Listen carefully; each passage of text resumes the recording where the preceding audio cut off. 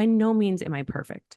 I don't think any of us are. And if you try to be perfect with this stuff, it is going to impact your mental health because we live in a modern world and not every single thing is ever going to be totally clean. You're going to go out into the environment for a walk and you're breathing in environmental toxins. So it's never going to be 100%. You'll drive yourself crazy. And like for me, I like to indulge in whether that is an order of French fries once in a while or getting my nails done or getting my hair bleached. And like those things aren't clean. But what I am focused on is the fact that every single day when I'm at home and the things that I'm doing on a daily basis that are going to be the inputs that I have most regularly, those things are clean because that's the overwhelming majority of the toxic load that my body is going to be dealing with. Hi, I'm Kelley Namiro. Welcome to the Balancing Chaos podcast, a lifestyle podcast where we'll talk about wellness, motherhood, and some really exciting things in between. My goal is to help you develop a lifestyle that promotes health, wholeness, and success. Through my conversations with our experts and guests, I hope to inspire you to live a beautiful, full, and joyful life as you navigate balancing the chaos. Hello, guys. Welcome back to the show. We are back for another solo Q&A episode. We have collected all of your wonderful questions this week, and we are going to get them all answered. And so many of them are different than anything we've ever talked about before on the show. And so because these episodes are shorter, we are going to dive right in. Today, we're going to be covering everything from blood sugar spikes, what's normal, what's not, hormonal body types. So if you have a hormonal body type, whether that is adrenal issues or estrogen dominance or hypothyroid, what that might look like when it shows up in your body type, whether that is fat storage in the hips and thighs, fat storage in the abdomen. So we're going to go through that so that you can pick up those little cues along the way, along with the rest of your symptoms, to hopefully get you closer to a place of where you can either work with a holistic practitioner or ask your doctor for certain labs to order. That way you're not shooting blindly in the dark. We're going to talk about non-toxic beauty products and gut health a little bit, talking a little bit about heartburn and indigestion this time. So let's dive right in. Let's start with the quick and dirty, the easy one. What are your favorite non-toxic beauty products? This is from Molly, and this is actually coincidental because I've been talking about this a lot today. I think that it is so problematic that we live in a country where there is really only been about 11 chemicals that have been banned by the FDA. And then you go to somewhere like Europe and there's 1,200 plus chemicals that are banned from the use of their products. And it just goes to show that there are so many toxins and chemicals and things like that lingering, whether that is in our supplements, our food, our home care products, our body care products that are not being regulated. And that means we have to do the research ourselves to understand what it is that we are putting on and in our bodies and whether or not it is safe.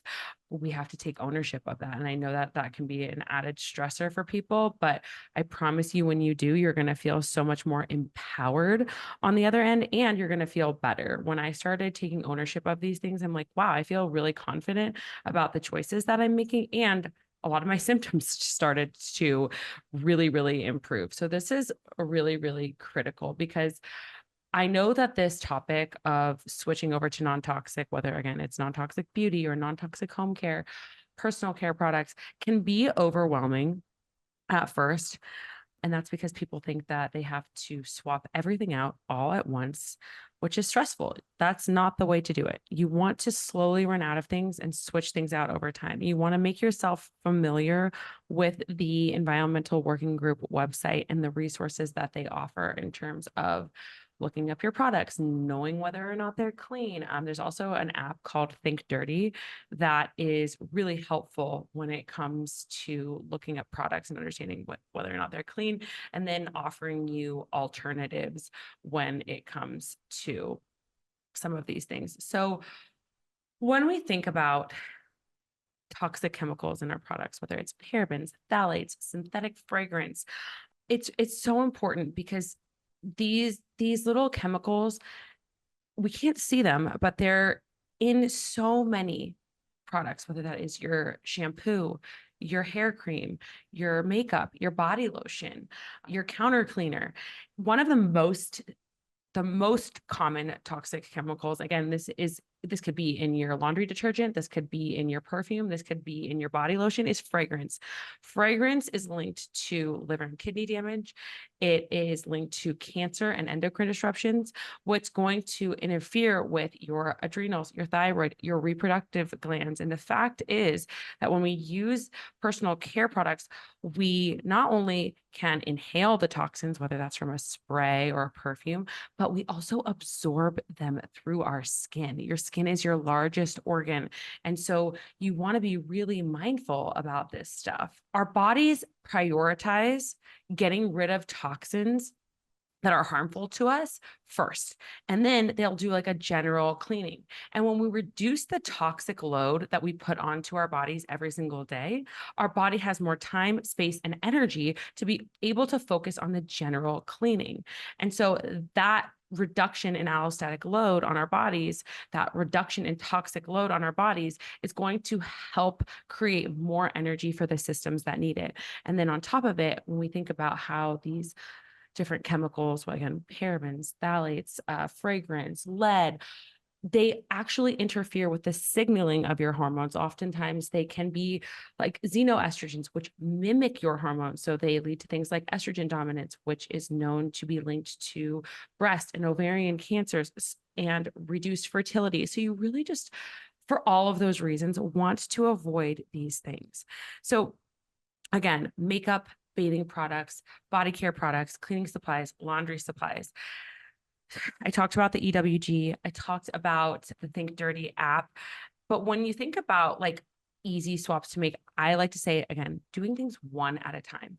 Change out the hand soap in your bathroom. You're probably using that every single day. Change out your body wash, your shampoo, your conditioner. You're using those things very frequently. Switch out your moisturizer, your body lotion, your face creams and serums, your everyday surface cleaners.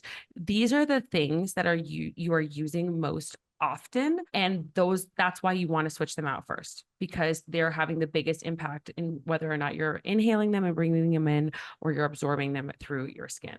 So when we come back to the question that Molly asked, what are your favorite non-toxic beauty products? I had to preface it with all of that information as to why you should be making those changes in the first place, why this is so important for your hormones and your health. Now, when it comes to beauty products specifically, and we can do a whole different episode on home care products and fragrance and all of this stuff. But for me, I really like, for my foundation, I'll just go through like my makeup routine, my foundation and my like tinted moisturizer. I'll use either Kosas, Kosas, or Summer Fridays. Both of them are clean options. I also use the Kosas concealer. I also use Kosas as my lip liner. If I'm going to use a powder to set, a lot of powders so bad have like talc and are just really, really not good for your hormonal health.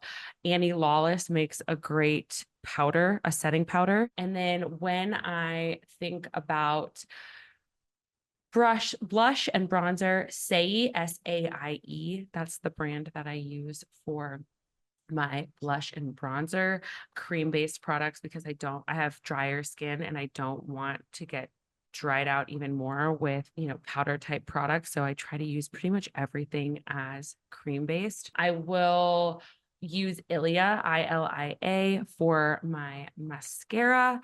They also make a really good brow serum. For skincare, especially during pregnancy, I want to keep everything really nice and gentle, no harsh chemicals, no harsh additives. I've been using the Tata Harper.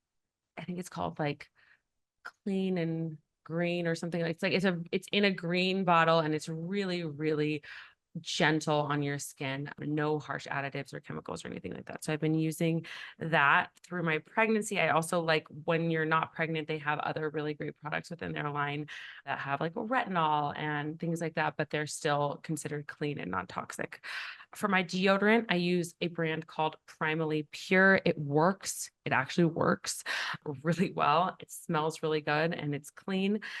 For my hair care, I use a brand called Briogeo. I've been using it for years. It makes my hair feel so soft, really helps with breakage because I was dealing with that for a while.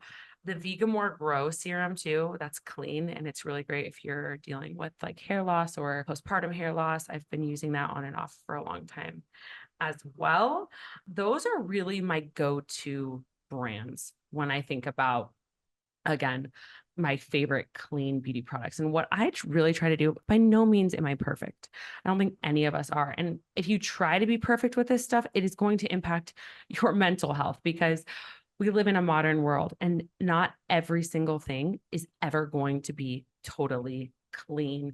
You're going to go out into the environment for a walk and you're breathing in environmental toxins. So it's never going to be 100%. You'll drive yourself crazy. And like for me, I like to indulge in whether that is an order of French fries once in a while or getting my nails done or getting my hair bleached. And like those things aren't clean. But what I am focused on is the fact that every single day when I'm at home and the things that I'm doing on a daily basis that are going to be the inputs that I have most regularly, those things are clean because that's the overwhelming majority of the toxic load that my body is going to be dealing with.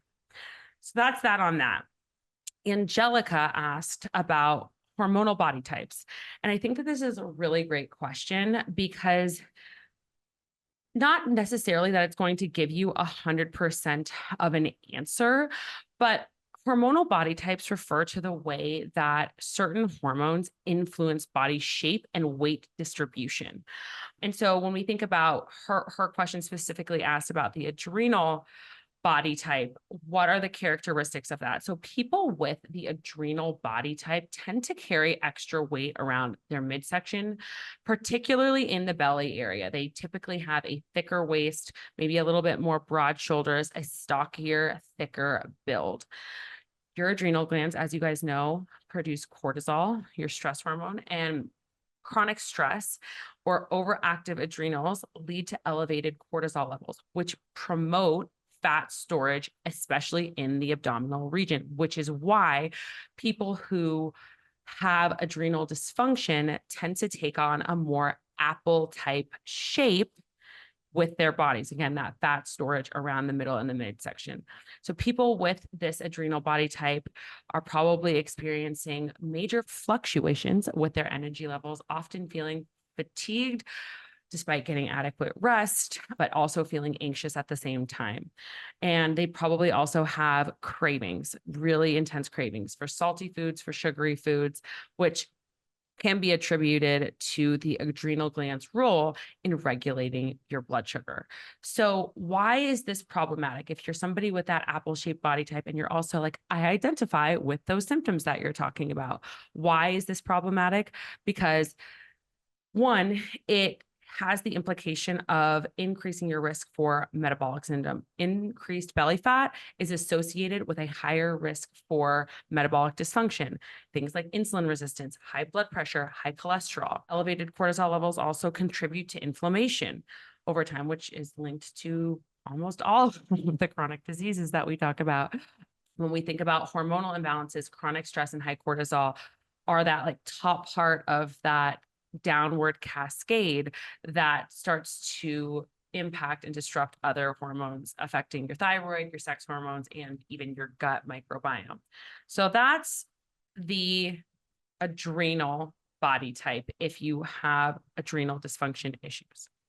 Now, let's move on to estrogen dominant. So if you are somebody who is estrogen dominant, you are likely more, instead of the apple, you're likely more often to have that pear-shaped body. You're carrying extra weight in your hips, your thighs, and your buttocks. And you might experience a little bit of weight gain in your lower abdomen, but typically hips and thighs is really where we see a lot of the weight distribution happening. And then you're going to have symptoms along with that.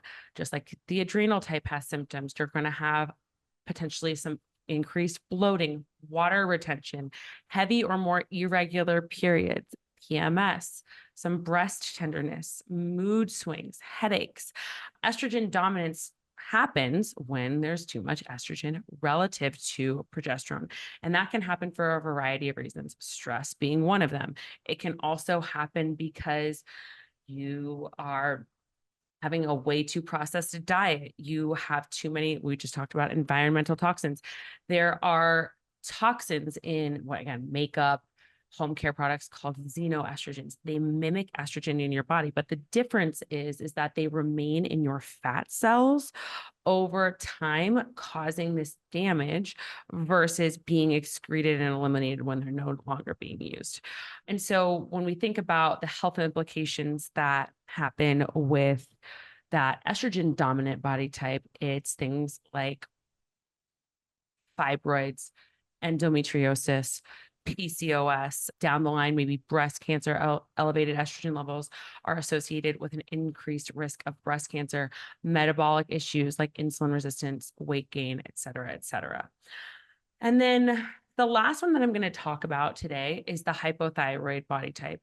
So people with the hypothyroid body type tend to gain weight evenly across their body. So you just have this weight gain that kind of happens all over.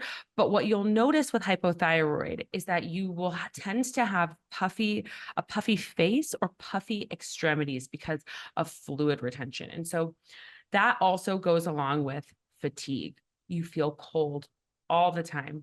Your hair and skin are dry and you have hair loss. You are constipated. You might be sad and depressed. You have a slower metabolism. So think about all of these different processes in the body with hypothyroidism slowing down, slow metabolism, slow digestion, low mood, low and slow hair and nail growth. Like all of these things start to slow down because the body doesn't have enough energy to be able to efficiently move through all of these other processes because it's trying to conserve that energy. So hypothyroid happens when the thyroid gland doesn't produce enough thyroid hormone, which is what's going to, again, regulate your metabolism and energy function. And when you are hypothyroid, obviously this is going to lead to like a slower metabolism, difficulty losing weight. It can also increase your risk of high cholesterol, high blood pressure, and heart disease. And then it has implications on your mental health, again, contributing to things like depression, cognitive decline, brain fog, and overall quality of life. So those are the symptoms that go along with that weight gain, that puffy face, those puffy extremities. And so don't just diagnose yourself based on your body type, because that can be problematic, because you could also be someone who literally has all three of these hormonal imbalances. You have imbalanced adrenals, which is causing your thyroid to want to conserve energy, which is causing you to be estrogen dominant. Like you can have all three. And so the better thing to do is to go get your labs done. If you're like, I really feel like I am in alignment with one of these, or I feel like I'm in alignment with all of these. And I feel like the symptoms are really speaking to me from all these different topics that or imbalances, I should say, that we just talked through. So go get your labs done, because it's going to give you a more concrete answer. But this hopefully can help you to maybe narrow it down in terms of what to ask your doctor for when it comes to testing. I really hope that you are enjoying this episode. I want to take a quick pause and invite you to come deeper with us if you're ready to explore the root cause connection to the symptoms that you're feeling. Whether you're bloated, exhausted, maybe you have brain fog, you can't lose weight.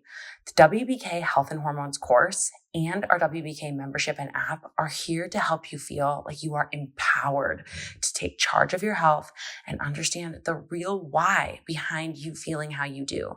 And we give you the methods and protocols to heal with sustainable solutions.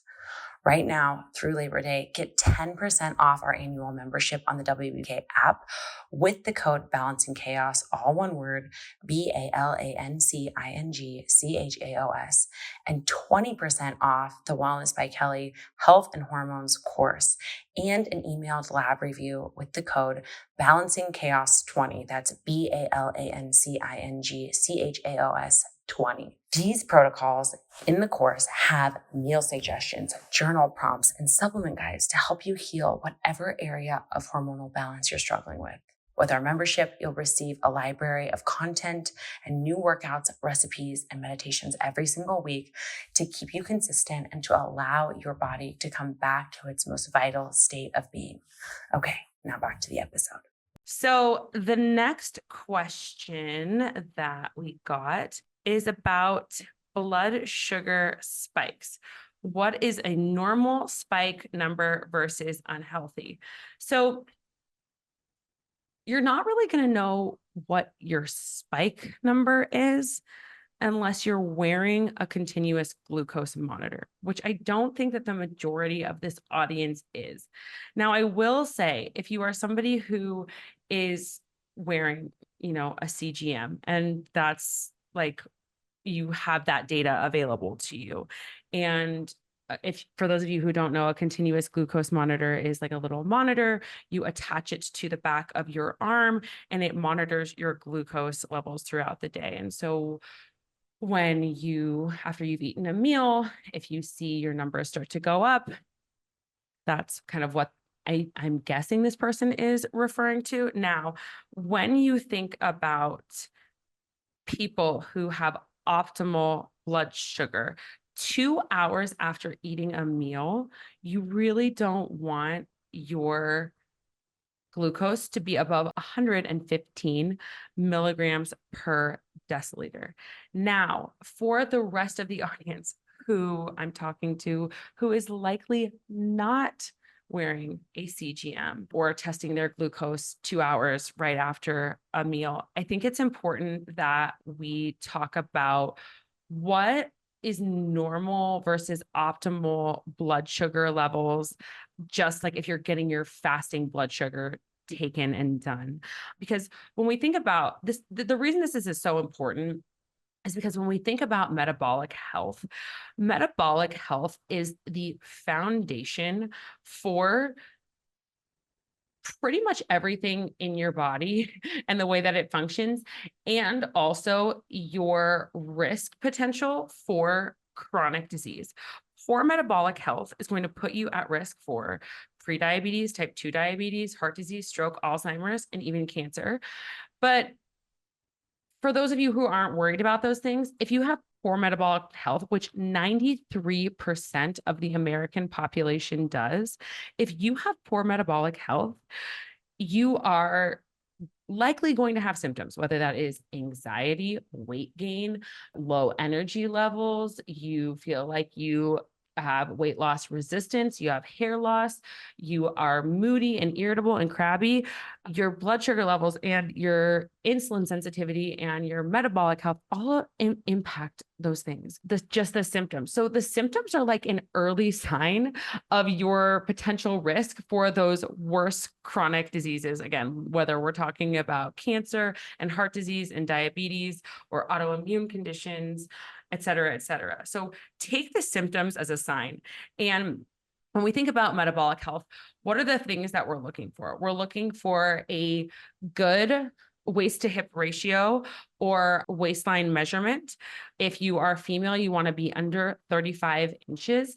We are also looking at your cholesterol. We are looking at your fasting glucose levels. We are looking at your blood pressure. So there are a number of different factors that we're looking at. And so when we think about just what this person specifically had asked about, when you go to a normal Western doctor, what they're going to tell you is that the normal, quote unquote, for fasting glucose levels, if you're not pre-diabetic, is under 100. Now, that is not optimal. And in fact, as I mentioned, 93% of Americans have one metabolic factor out of the 5 that is actually off. And if you're over 100, that puts you in the range for pre-diabetes. Now, when I see a client, I typically tell them, I want to see your fasting glucose. So that number that's in the morning when you first wake up and you haven't eaten anything yet and you go get your blood tested, between 75 and 85. And most of the people that I see typically are above that, whether that's because of stress or because they've been fasting and doing chronic dieting for years, or because they have a diet that's really high in refined processed food and a lot of sugar. So I think that that is a really important piece of the puzzle to think about. The other thing that I would recommend that a lot of doctors, you know what, before I even say anything about insulin, when it comes to your blood sugar specifically, if you're going to get tested, you're likely going to look at your fasting glucose, but you're also going to look at your A1C, which is a measurement of your blood sugar levels on average over the course of 3 months, which is even more of an accurate tool than just that snapshot in time of your fasting blood sugar. And so if your A1C is above 5.6, that's a marker that things are off, that you need to change your diet, that you need to address your stress levels, that you need to potentially add more protein or fiber into your diet. Again, 90% of Americans aren't getting enough fiber. So there's so many things that most of us can do to make these small shifts and changes. Now, that being said, when the quote unquote normal is 5.6, that's not optimal. We don't want to be like the rest of the Americans out there. We want to be, because the rest of America out there is metabolically unhealthy. We want to be optimal. The rest of America is on 5 prescriptions a day. 70% of America is obese. Like, we don't want to be just normal. We want to be optimal. So normal is below 5.6 for your A1C. I like to see my clients anywhere between 4.9 and 5.2 for that average fasting glucose. And then the last thing I will say is that most doctors will not test insulin levels. And this piece of the puzzle when it comes to your metabolic health is so important, especially if you are somebody who is weight loss resistant. You're having a really hard time losing weight, no matter how much you exercise, no matter how good your diet is, you're insulin resistant. You really want your insulin level below 10. Now, on a normal labs, like for most labs out there, the number that you don't want to be above on their quote unquote normal range is 28 or 29. And like I said, for my clients, when I see them, I want their number to be below 10 if they want to be able to have good energy, to have good weight loss, for their mental health to feel really good. And we can achieve that with shifts and changes to their diet and supplements and lifestyle, because again, stress, chronic stress can make you insulin resistant. But it's not until we have that conversation around, okay, what are the numbers? What is insulin? What is A1C? What is fasting glucose? And then for you, what does your lifestyle look like? Are you so stressed that you literally don't have any time for yourself? Are you not sleeping at all? Are you eating one meal a day? Are you eating a ton of sugar? Are you waking up and going to Starbucks and having a drink that has 65 grams of sugar in it? Like, what does your life look like so we can make the changes appropriate to you to shift these numbers from either pre-diabetic to normal and normal to optimal. So that's that on the blood sugar conversation for today. Now, the last question that I'm going to address today is about low stomach acid. This question, I think, is from Melissa. Melissa asked, I have low stomach acid, but I refuse to take protein pump inhibitor.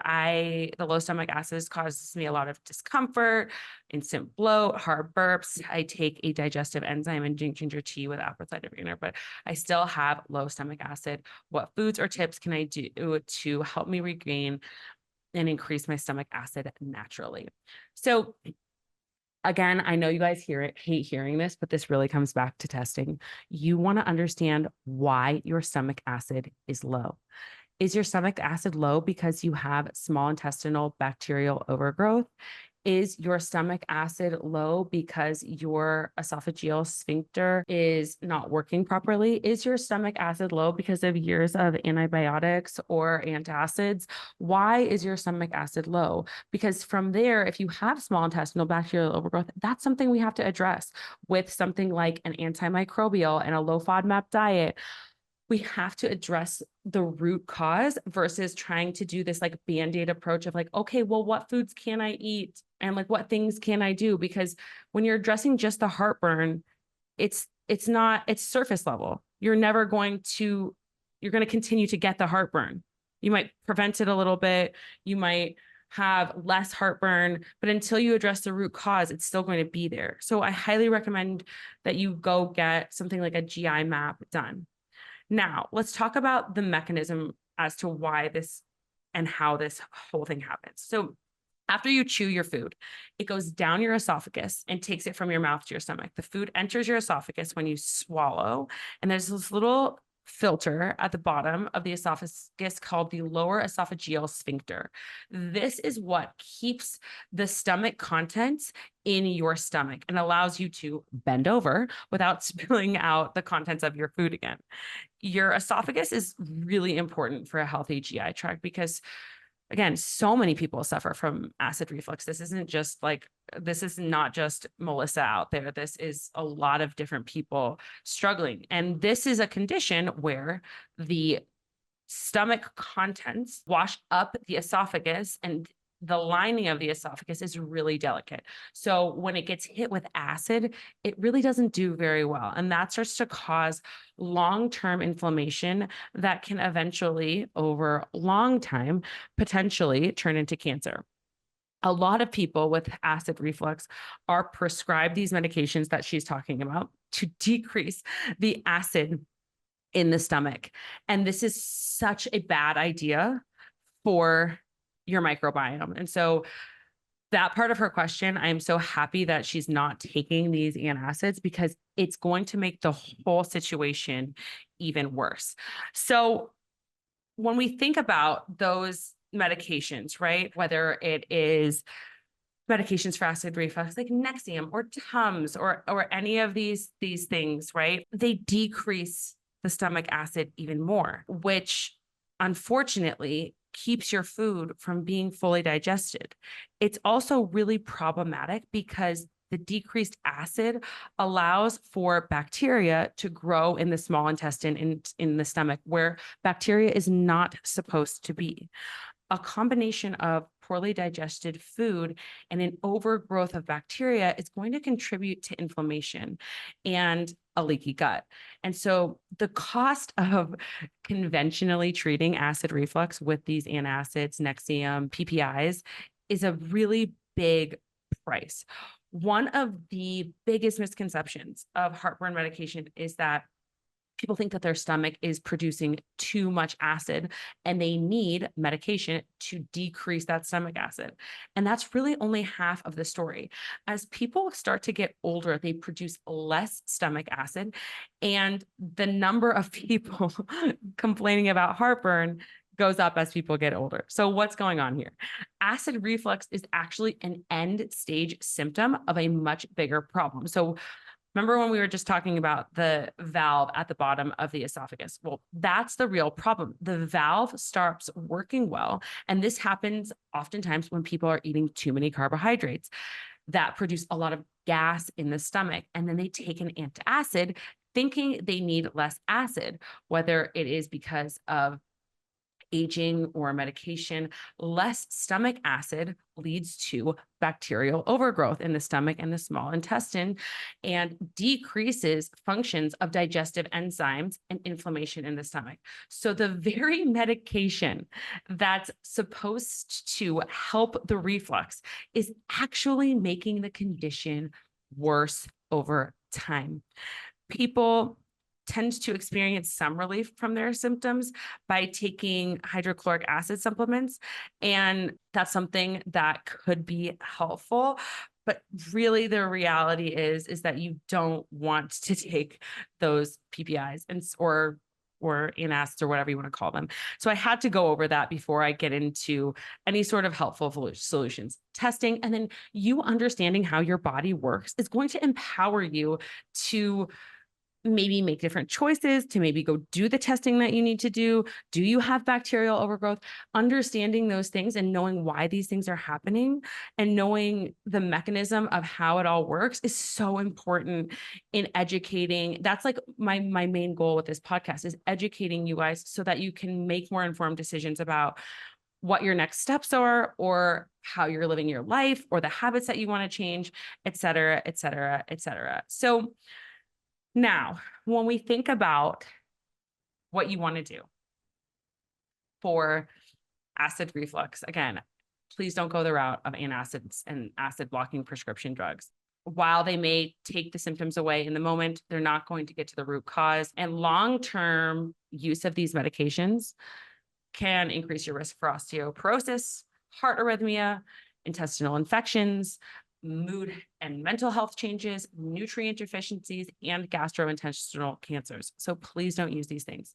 Now, what can you do? Again, this is not a one-size-fits-all approach, but things that should generally be helpful for someone dealing with acid reflux. Lots of plants, a more plant-focused diet. Am I for a completely vegan diet? No, but you need more alkaline, green, plant foods. So raw fruits and vegetables, celery juice or cabbage juice in the morning, a large glass of water at the first sign of heartburn. Do you eat your meals in a highly stressed state? That is going to absolutely contribute to the heartburn. You want to eat relaxed, slow, chew your food very thoroughly before swallowing. Your food should be like a paste-like texture. You need to be chewing your food 25 times before you swallow. If you have this chronic heartburn, you want to be eating more small, frequent meals. Those like large meals where you're eating once a day or twice a day, these really big meals are going to absolutely contribute to your heartburn. Same thing with overeating or eating too fast, not chewing, eating in front of a screen. That's all going to make this worse. And I feel like that's the one thing that everybody I talk to like wants to avoid. They're like, oh, I just, it's fine. I can answer emails. I'm not stressed. Yes, you are.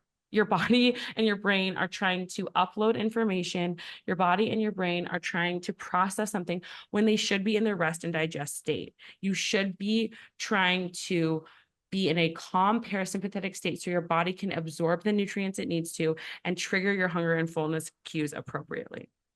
You want to avoid things like alcohol, caffeine, carbonated beverages, chocolate, citrus, tomatoes, cayenne pepper, spicy foods. Avoid all of those things. Avoid eating 3 hours before bedtime, because when you lay down, you can feel the contents of that acid start to come up the esophagus. And so it should be more digested before you lay down and go to bed. You want to drink your water before meals versus during meals. And then when we think about supplements, there are so many things out there. Papaya tablets are really effective. And those are things that you can just take it's like a chewable tablet that you can take with a meal.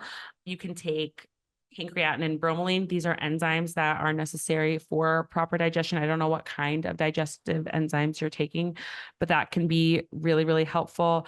You can take DGL, which is a type of licorice that helps in healing heartburn and helps with inflammation in the stomach and the esophagus. There are contradictions with licorice roots. The DGL is a type of licorice root, and you want to make sure that none of the other medications you're taking are contradicting with that. So again, I say this every episode, especially every solo episode, make sure you're working with a practitioner. Things like fennel and ginger. This person already said that they're drinking ginger tea. That's great.